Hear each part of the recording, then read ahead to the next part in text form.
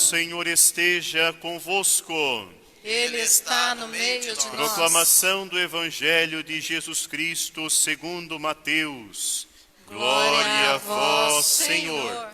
Naquele dia Jesus saiu de casa e foi sentar-se às margens do mar da Galileia. Uma grande multidão reuniu-se em volta dele. Por isso Jesus entrou numa barca e sentou-se, enquanto a multidão ficava de pé na praia. E disse-lhe muitas coisas em parábolas. O semeador saiu para semear. Enquanto semeava, algumas sementes caíram à beira do caminho, e os pássaros vieram e as comeram. Outras sementes caíram em terreno pedregoso, onde não havia muita terra. As sementes logo brotaram, porque a terra não era profunda. Mas quando o sol apareceu, as plantas ficaram queimadas e secaram, porque não tinham raiz. Outras sementes caíram no meio dos espinhos. Os espinhos cresceram e sufocaram as plantas. Outras sementes, porém, caíram em terra boa e produziram a base de 100, de 60 e de 30 frutos por semente. Quem tem ouvidos, ouça. Palavra da salvação. Glória a vós, Senhor. Podemos nos sentar um instantezinho, caríssimos irmãos e irmãs. Mais uma vez, sejamos bem-vindos. Vocês que rezam aqui dentro da Paróquia São Benedito e também você, querido irmão e irmã, que nos acompanha aí de casa. Minha gente, nós estamos dando seguimento à nossa caminhada pelo tempo comum. E neste ano a igreja reflete o Evangelho de São Mateus. Como nós sabemos, existem 4 evangelhos canônicos na Bíblia. Os 3 primeiros são chamados de sinóticos: Mateus, Marcos e Lucas. E o 4º evangelho é o Evangelho de João. Ao longo dos anos litúrgicos, cada ano nós nos propomos a refletir sobre um evangelho. E no ano A, escutamos ao longo dos 12 meses o Evangelho de São Mateus, que nós já estamos fazendo a leitura dele desde o começo do ano. Nos últimos dias, nas últimas semanas, nós ouvimos o discurso missionário de Jesus. Também contemplamos o Senhor que envia os seus discípulos em missão e lhes dá uma porção de recomendações para bom êxito na evangelização. No Evangelho de hoje, nós iniciamos a leitura do capítulo 13, que é conhecido como o capítulo das parábolas do reino. Jesus apresenta 7 parábolas, através das quais ele quer nos falar sobre o seu reino e sobre sua mensagem. E a primeira grande parábola, e talvez a principal delas, é essa que acabamos de ouvir, a parábola do semeador e da semente. Parábola é um gênero literário através do qual é possível transmitir uma mensagem. Apesar da palavra ser extensa e muita gente não compreender, é o modo mais simples que Jesus encontrava para transmitir as verdades de Deus às pessoas igualmente simples, os pequeninos. De modo que, domingo passado ele dizia: eu te louvo, ó Pai, Senhor do céu e da terra, porque escondestes tais coisas aos sábios e entendidos e revelastes aos pequeninos. E Deus revela tais verdades de modo simples, mediante o uso de parábolas. Ainda hoje nós devemos observar esse critério no modo como estamos evangelizando. Os novos evangelizadores não devem se munir de palavras difíceis e de argumentos que sejam complicados de entender. É necessário que quando nós falarmos de Deus, falemos de maneira fácil, inteligível e desse modo cada vez mais credível. Dom Romeu Alberti, o nosso primeiro bispo de saudosa memória, dizia que é difícil falar fácil. Nós só falamos fácil de algo à medida que conhecemos muito bem o objeto que estamos tentando transmitir. E é necessário conhecer bem Jesus para que transmitamos com bastante simplicidade e ao mesmo tempo profundidade a sua mensagem e de modo particular o seu reino. Jesus usava de parábolas, porque era a linguagem mais entendida pelos simples da sua época. Nesta altura do Evangelho, no capítulo 13, nós já percebemos um atrito entre os discípulos e um grupo chamado fariseus. A palavra fariseu, todos nós escutamos a vida toda, significa separado. Os fariseus formavam um partido político-religioso da época de Jesus, e eles tinham o controle da sinagoga. A sinagoga era uma espécie de igreja na qual os judeus se reuniam todo sábado para celebrar o culto judaico. E eles eram os grandes catequetas do povo e brigavam muito com Jesus e vice-versa, porque Cristo denunciava um elemento que deixava por terra o bom êxito da missão dos fariseus. Eles pregavam algo que não viviam. Eles se consideravam separados, diferentes, melhores e maiores do que todos. Se consideravam homens de Deus. Entretanto, não tinham uma conversão autêntica de coração. Por fora, bela viola. Por dentro, pão bolorento. E por isso o evangelista Mateus aplica o termo fariseu a todos aqueles que, mesmo não pertencendo a este partido político farisaico, diziam que viviam a religião, mas na prática não tinham nada de religiosos.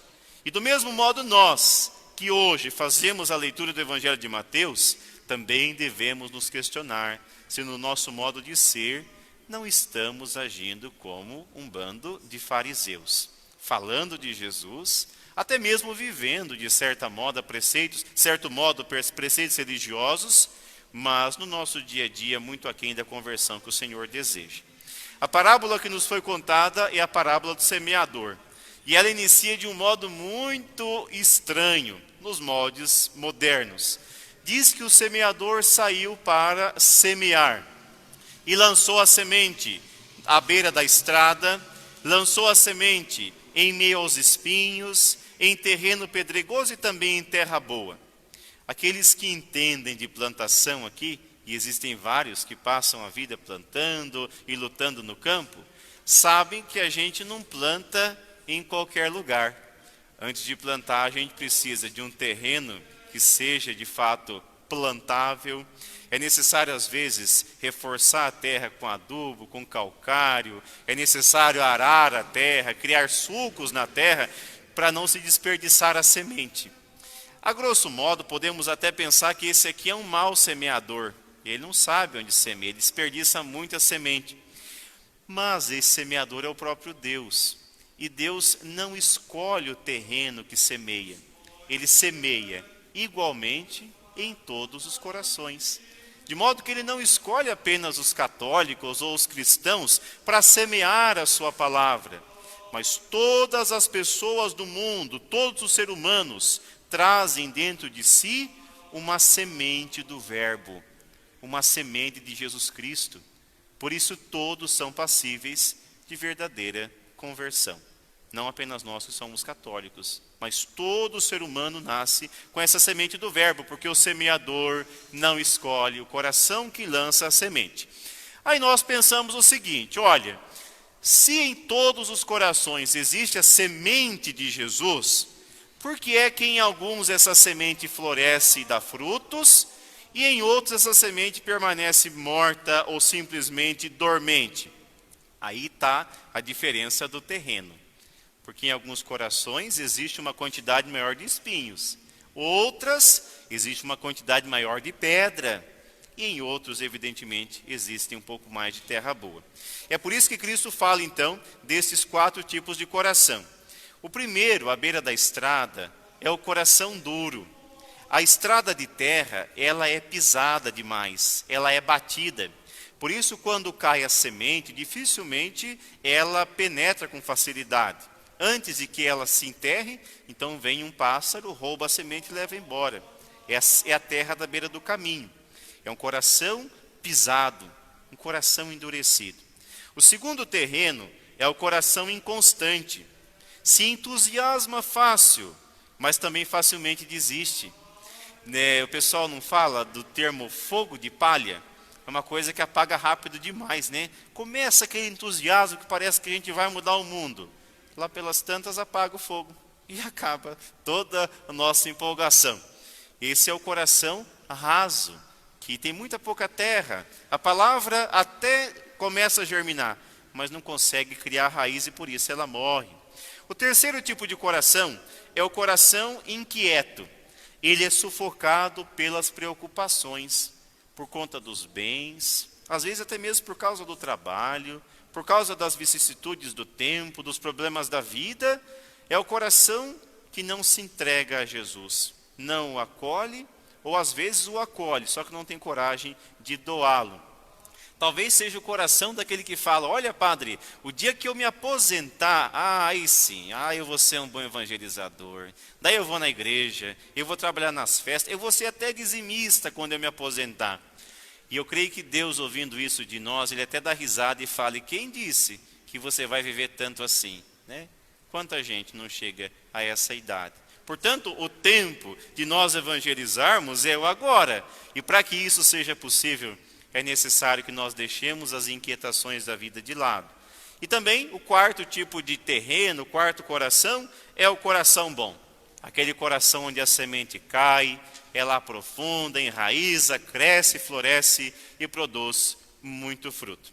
A pergunta que Deus nos faz nessa missa é a seguinte, meus caros: qual é o nosso coração? E nós temos uma tendência humana de responder essa pergunta da seguinte forma: eu acho que fulana de tal, aquela lá tem um coração de pedra, aquele lá é o coração duro. Eu acho que fulano de tal, acho que o meu marido, padre, tem o coração de espinho, sabe? Eu acho que é dele que Cristo está falando. Fulano lá, aquilo lá é fogo de palha. Ele sim é o coração raso, pedregoso. E o nosso coração, evidentemente, é o coração bom. Essa é a nossa tendência humana, de achar que o nosso coração é o melhor. Só que o que Cristo quer que nós percebamos é que esses 4 tipos de coração convivem dentro de nós. Todos nós temos uma dimensão de dureza do coração. Todos nós. Todos temos um coração que às vezes é inconstante, vacilante. Um coração inquieto, por vezes, demasiadamente preocupado com as coisas do mundo. E também todos nós, graças a Deus, temos uma dimensão do coração que é terra boa. E é esta parte que nós devemos usar primeiro. Permitir que a semente da palavra ocupe aquilo que é bom em nós. O espaço onde ainda Deus consegue agir. De modo que a palavra, fecundando o nosso ser, possa ir arando o terreno pedregoso que há em nós, possa ir roçando os espinhos que existem em nosso coração e também possa ir amolecendo esta parte de nós que se torna dura como uma estrada batida. Que o Senhor nos ajude, que Ele nos permita acolher essa palavra e transforme o nosso ser. Louvado seja nosso Senhor Jesus Cristo!